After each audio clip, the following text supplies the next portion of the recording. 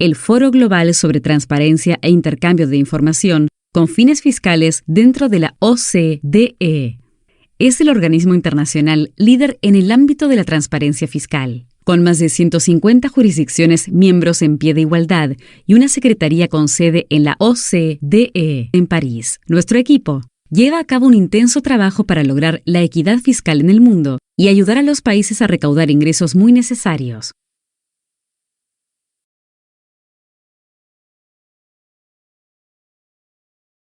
Mi nombre es Vilma Chávez Acero.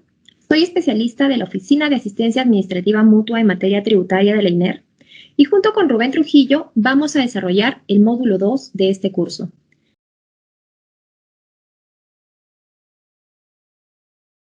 El incremento del comercio mundial, una fuerte expansión global de las firmas multinacionales, la facilidad de trasladar fondos financieros de un lugar a otro, la crisis económica mundial del 2008, que implicó una disminución de la actividad económica global, que impactó en las arcas públicas al disminuir los ingresos fiscales, generando o incrementando déficits públicos producto de la evasión y elusión que tenía lugar a través de las transacciones internacionales y los denominados paraísos fiscales.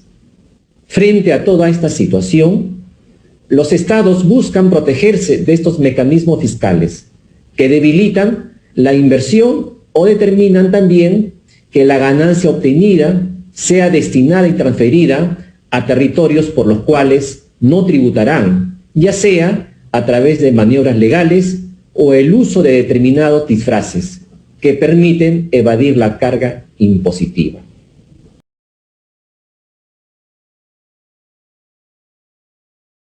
Veamos ahora la riqueza offshore en el mundo. Según estudios de expertos en el tema de evasión y elusión, como el economista francés Gabriel Zucman, profesor de la Universidad de California en Berkeley, conocido por sus trabajos sobre las desigualdades sociales y paraísos fiscales, señala que aproximadamente el equivalente al 10% del Producto Bruto Interno mundial se mantienen en paraísos fiscales. Pero este promedio oculta a su vez una gran heterogeneidad. Desde un porcentaje mínimo de los países escandinavos, pasando por un 15% de los países de Europa continental, hasta llegar a alcanzar un 60% inclusive en algunos de los países del Golfo Pérsico y de América Latina. Zucman estima que el 8% de la riqueza financiera de los hogares del mundo, o el equivalente al 10% del PBI mundial, se mantiene en el extranjero. Hay pruebas de la riqueza offshore global ha aumentado considerablemente en las últimas 4 décadas, ya que un número creciente de centros offshore han entrado en el mercado de la gestión de la riqueza transfronteriza y la tecnología de la información y la innovación financiera han simplificado la transferencia de fondos. En las figuras adjuntas se muestran la evolución de la riqueza extraterritorial mundial desde el año 2001 hasta el 2015 inclusive. Tanto Zucman como el Boston Consulting Group, esta última empresa norteamericana de consultoría de gestión y considerada en temas de estudios de ingresos una de las más prestigiosas del mundo, coinciden en la tendencia temporal a través de los últimos años.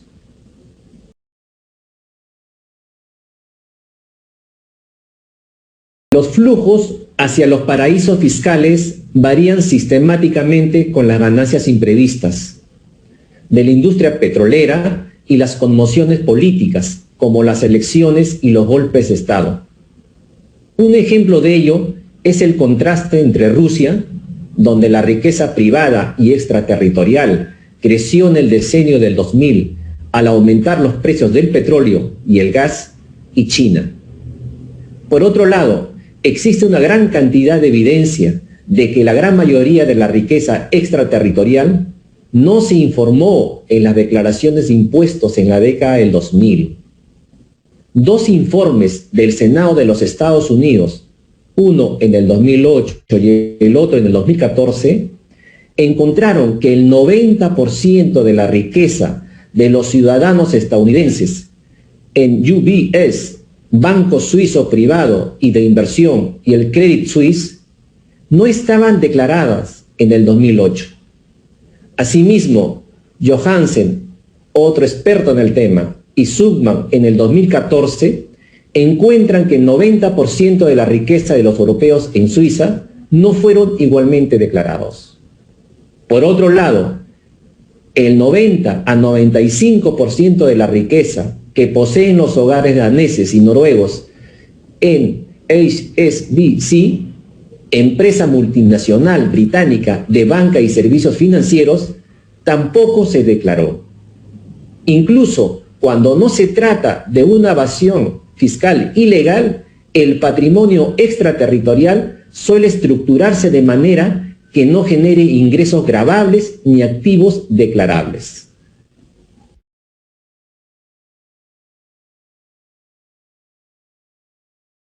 Veamos ahora la riqueza offshore de los peruanos en el mundo. En el año 2007, un ingeniero de sistema, Hervé Falciani, extrajo la lista completa de 30.412 clientes del HSBC, sede de Suiza, que totalizaban 118.400 millones de dólares. En esa lista se encontraron a 96 peruanos con 141 millones de dólares de 129 cuentas bancarias. En la primavera del 2016, el Consorcio Internacional de Periodistas de Investigación publicó los nombres y direcciones de los propietarios de todas las sociedades ficticias creadas por la empresa panameña Mossack y Fonseca. Esta filtración, conocida como Panama Papers, proporcionó información sobre las empresas fantasmas creadas durante 2 décadas. Mossack y Fonseca era un importante proveedor de servicios financieros extraterritoriales. Las pruebas disponibles sugieren que era una de las 5 mayores proveedores de sociedades ficticias del mundo.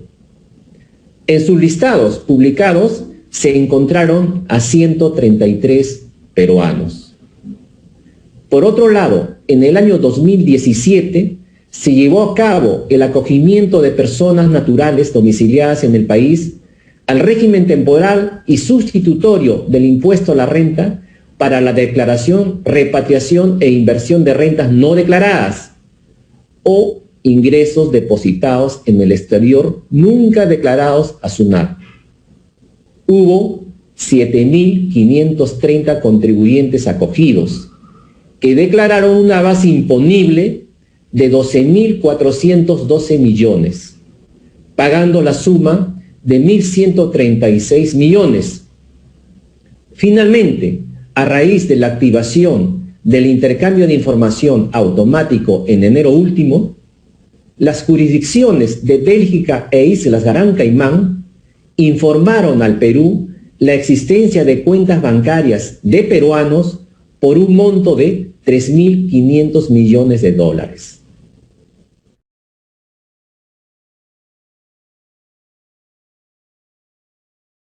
Ahora conoceremos un poco más de la unidad encargada de la gestión de una de estas herramientas importantes, como es el intercambio de información. Así también aprenderemos un poco más sobre el procedimiento para generar una solicitud de información al extranjero.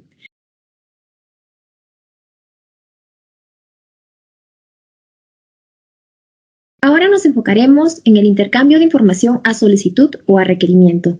EOIR, por sus siglas en inglés, que proviene de Exchange of Information on Request. Para promover el inicio de una solicitud de información al extranjero, debemos tener presente que el primer paso es verificar si contamos con un convenio internacional vigente que contenga una cláusula que permita el intercambio de información con ese país. El Perú, a la fecha, cuenta con diversos convenios internacionales vigentes con dicha cláusula. Así tenemos, por ejemplo, el convenio para evitar la doble imposición con Chile, con Canadá, con Brasil, México, Corea, Portugal, Suiza, y recientemente el CDI con Japón. Ellos contemplan, según corresponda, en su artículo 25 o 26, la posibilidad de intercambiar información con otro país. También tenemos 2 acuerdos de intercambio de información tributaria vigentes, celebrados con Ecuador y Estados Unidos, que en su artículo 4 prevén este tipo de asistencia mutua. Por otro lado, la decisión 578 de la Comunidad Andina de Naciones, mediante su artículo 19, nos permite intercambiar información con Bolivia, Colombia y Ecuador. Y finalmente, la Convención sobre Asistencia Administrativa Mutua en Materia Fiscal, CAAMF, que actualmente reúne a 144 jurisdicciones participantes, dentro de las que se encuentra Perú, permite intercambiar información con todas estas jurisdicciones. La relación de jurisdicciones participantes se actualiza constantemente en el portal de la OCDE, conforme más países manifiesten su interés de formar parte de este instrumento de carácter multilateral y que prevé distintas formas de asistencia administrativa mutua, además del intercambio de información a solicitud, automático y espontáneo.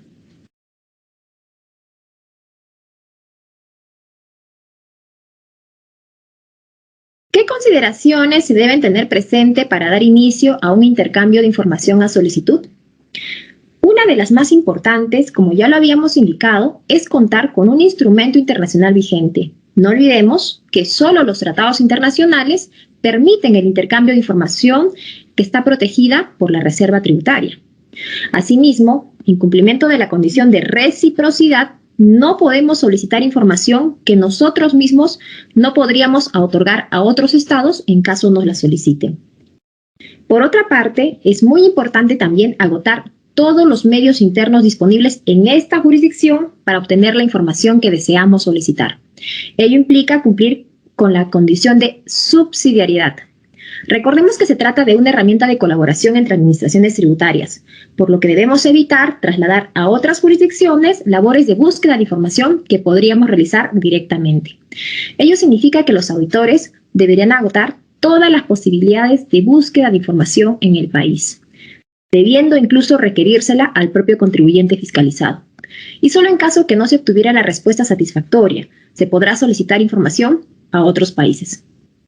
El propósito de esta herramienta es obtener información relevante que no se encuentre disponible a nivel nacional, o en todo caso, que exista una dificultad desproporcionada para obtenerla. Y en ese caso, ello tendrá que ser explicado en la solicitud. Como una tercera condición, se verificará que la información solicitada sea previsiblemente relevante para el caso fiscalizado, es decir, que guarde relación con la operación bajo análisis, con el ejercicio fiscalizado y con la determinación del impuesto analizado.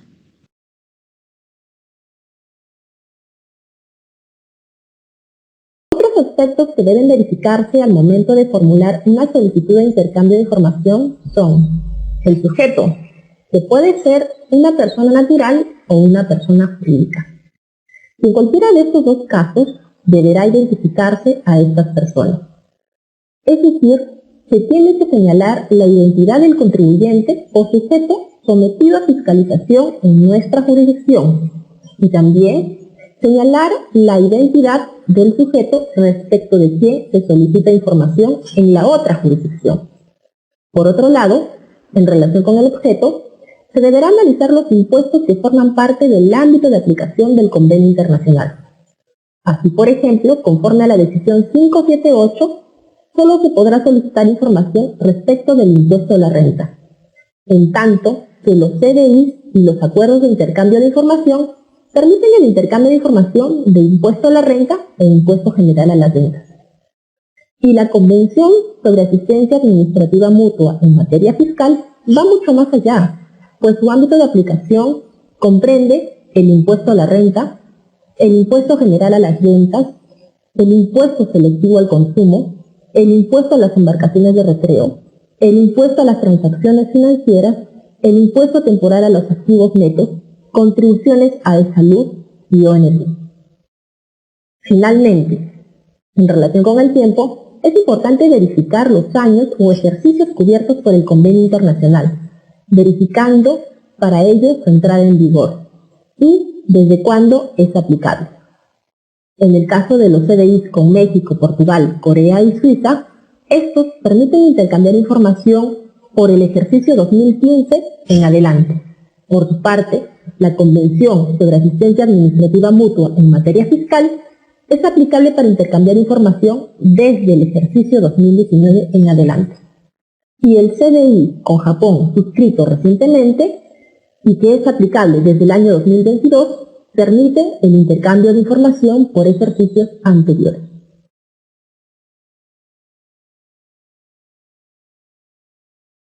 Como su mismo nombre lo indica, Fishing Expedition viene de la frase de realizar expediciones de pesca, en las que no se tiene claro cuál es la información específica a solicitar.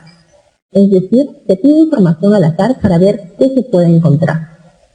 Al respecto, el estándar internacional de intercambio de información a solicitud establece que la información a intercambiar debe ser previsiblemente relevante, es decir, información útil, información necesaria e información pertinente para la administración o aplicación de las leyes fiscales. Y si bien el objetivo consiste en promover un intercambio de información lo más amplio posible, no se deben permitir búsquedas aleatorias o excursiones de pesca, o solicitar información que no sea pertinente en la determinación tributaria de un contribuyente en particular. Es decir, deben evitarse las solicitudes especulativas que no tengan una vinculación aparente con una consulta o con una investigación abierta. Veremos un ejemplo de Fishing Expedition. La compañía B es una compañía establecida en la jurisdicción B y la jurisdicción A solicita los nombres de todos los accionistas de la compañía B que residen en la jurisdicción A y también información sobre todos los pagos de dividendos realizados a dichos accionistas. La jurisdicción A solicitante señala que la compañía B tiene una actividad comercial significativa en la jurisdicción A y por lo tanto es muy probable que tenga accionistas residentes en la jurisdicción y señala además que es bien sabido que los contribuyentes a menudo no divulgan ingresos o activos de fuente extranjera.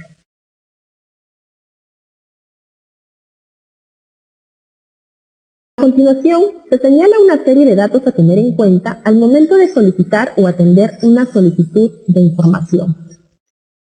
Lo primero es la referencia a la base legal, es decir, el instrumento de intercambio de información o instrumento de EOI. Se tiene que señalar en la solicitud el convenio internacional sobre el cual se sustenta la solicitud. De otro lado, se deben brindar datos de identificación de la solicitud de intercambio de información y de la autoridad competente solicitante, es decir, el número del expediente, la fecha, el nombre del país, el nombre, el teléfono, email de la autoridad competente y firma de la autoridad competente.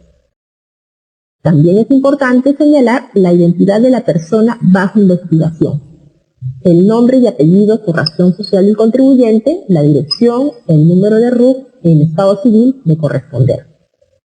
Por otro lado, también es importante señalar las razones por las cuales se cree que la información solicitada se encuentra en la otra jurisdicción o bajo control de una persona residente de dicha jurisdicción.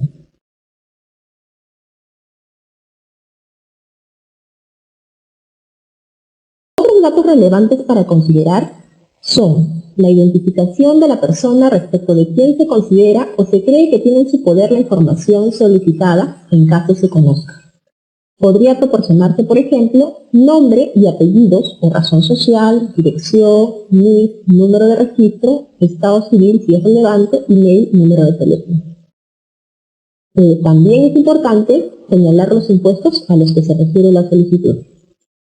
De igual forma, hay que señalar los ejercicios fiscales involucrados y, por último, la información relacionada con la investigación o auditoría, especialmente el propósito tributario o la finalidad fiscal por la cual se refiere la información, es decir, el contexto relevante, el origen de la investigación y las razones para realizar el requerimiento.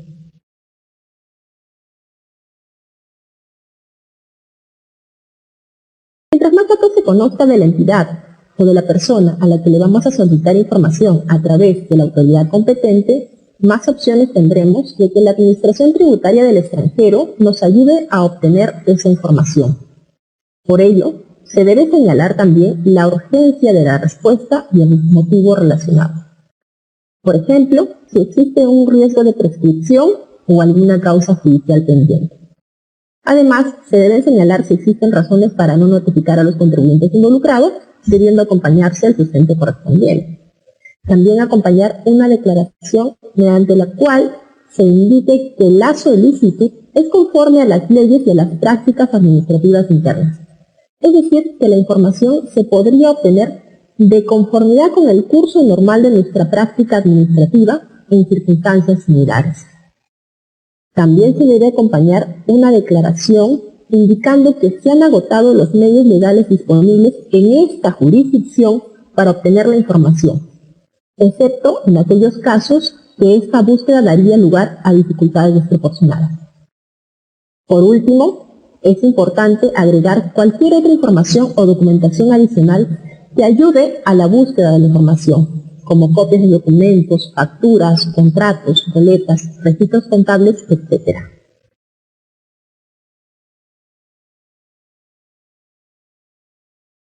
Y por último, pero no menos importante, el informe debe tener una clara exposición de la información solicitada y recogiendo todos los requisitos contenidos en el procedimiento de intercambio de información a solicitud con administraciones tributarias del extranjero, que se encuentra vigente y que fue aprobado en el mes de julio del año pasado mediante la Resolución de Intendencia Nacional 2 del 2021 de la INER, y cuyas disposiciones se vienen comentando en este módulo.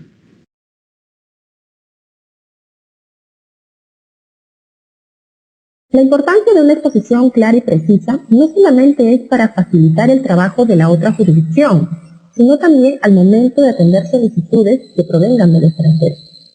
En ese sentido, deben utilizarse palabras estándar, por ejemplo, ejercicio fiscal en lugar de periodo impositivo.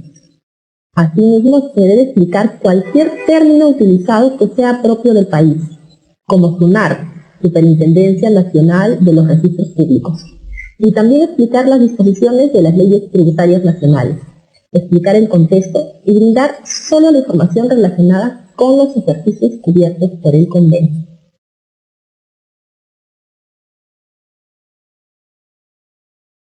También habíamos mencionado que es importante demostrar la relevancia previsible de la información que se solicita, para evitar que nuestra solicitud sea calificada como un phishing expedition.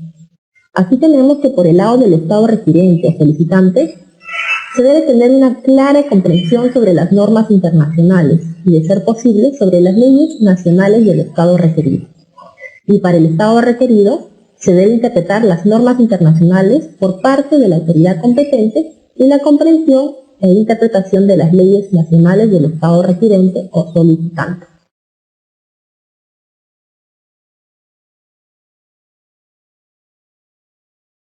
Finalmente, en el presente gráfico observaremos el flujo de un intercambio de información mediante la tramitación de una solicitud generada en el país.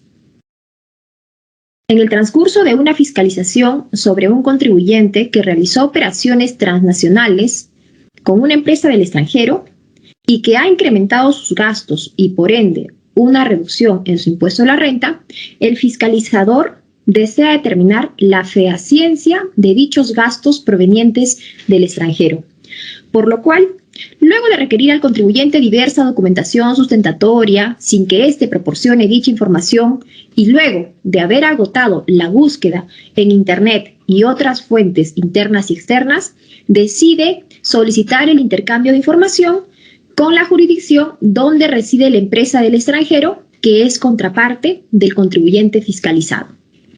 Para ello, mediante el SIGET, envía un memorándum electrónico a la OAM, adjuntando un informe y el formato contenido en el procedimiento vigente, para dar inicio a la solicitud. La OAM, por su parte, en el plazo de 10 días hábiles, evalúa el cumplimiento de requisitos y criterios o condiciones necesarias para tramitar la solicitud. Si hubiere observaciones por subsanar, devuelve el expediente al área operativa, para que ésta, en el plazo de 5 días, pueda subsanarlas.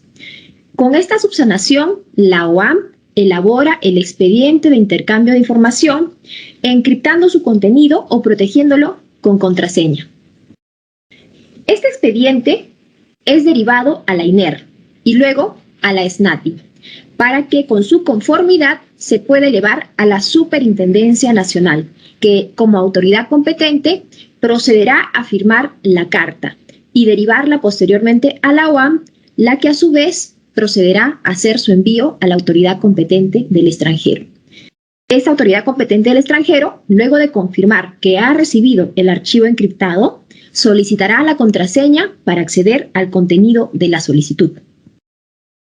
Luego que la otra jurisdicción haya recabado la información o en caso de tener una respuesta negativa, esta respuesta será remitida en forma encriptada a la autoridad competente de Perú y a su vez será derivada a la OAM, punto de contacto, la que confirmará la recepción de la respuesta y solicitará la contraseña para acceder al contenido de esta respuesta.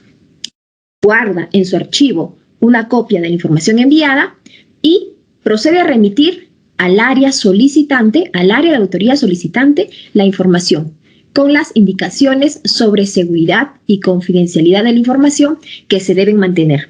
Y también que el uso de dicha información debe sujetarse a las disposiciones previstas en el convenio internacional. Finalmente, el área operativa solicitante, luego de hacer uso de la información, tendrá que remitir a la OAM en un plazo que no exceda de 20 días de finalizado el procedimiento de fiscalización, el formato de evaluación de impacto de intercambio de información a solicitud, que está contenida en el anexo 6 del procedimiento vigente. Esta información permite medir en términos de recaudación los resultados del uso de esta herramienta de intercambio de información en las jurisdicciones.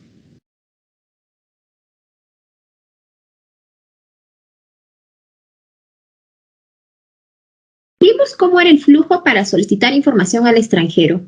Ahora veremos cómo se desarrolla el procedimiento cuando somos nosotros quienes debemos atender un pedido del extranjero. En este caso, la que proviene de la jurisdicción B. Cuando la autoridad competente de una jurisdicción del extranjero remite una solicitud a la SUNAT, esta es derivada a la OAMD, la que luego de verificar el cumplimiento de los requisitos necesarios para su tramitación, procederá a atenderla directamente o, de corresponder, la puede derivar al área de auditoría donde pertenezca el contribuyente, respecto de quien se solicita la información. Ahora, el área de auditoría debe recabar la información solicitada en el plazo máximo de 40 días hábiles y con ello elaborar un informe señalando los resultados obtenidos. Es importante señalar que la búsqueda de la información solicitada por el otro país debe realizarse como si se estuviera realizando un caso propio, con las mismas herramientas, con la misma práctica administrativa, como si se tratara de nuestras propias fiscalizaciones, aun cuando carezcamos de interés fiscal en el caso investigado. El informe del área operativa, con los resultados obtenidos y la documentación recabada, será remitido con las medidas de seguridad y confidencialidad a la OAMD, para que ésta proceda a su evaluación y luego a la elaboración del expediente de respuesta para el otro país. Dicho expediente, con la información protegida con contraseña, será derivado a la Superintendencia Nacional previa revisión de la INER y de la SNATI. Y luego, con la firma de la Superintendencia Nacional, será remitida a la OAM para que ésta a su vez la derive a la autoridad competente del otro país. Esta autoridad competente, luego de confirmar la recepción del expediente encriptado, podrá solicitar la contraseña para el acceso a su contenido. Finalmente, es muy importante señalar que según los estándares internacionales, el proceso de atención de estas solicitudes de intercambio de información debe realizarse a más tardar en 90 días naturales. Por ello, de acuerdo con nuestro procedimiento vigente, el plazo de atención ha sido recogido como 60 días hábiles, que equivalen a los 90 días naturales sugeridos por el estándar.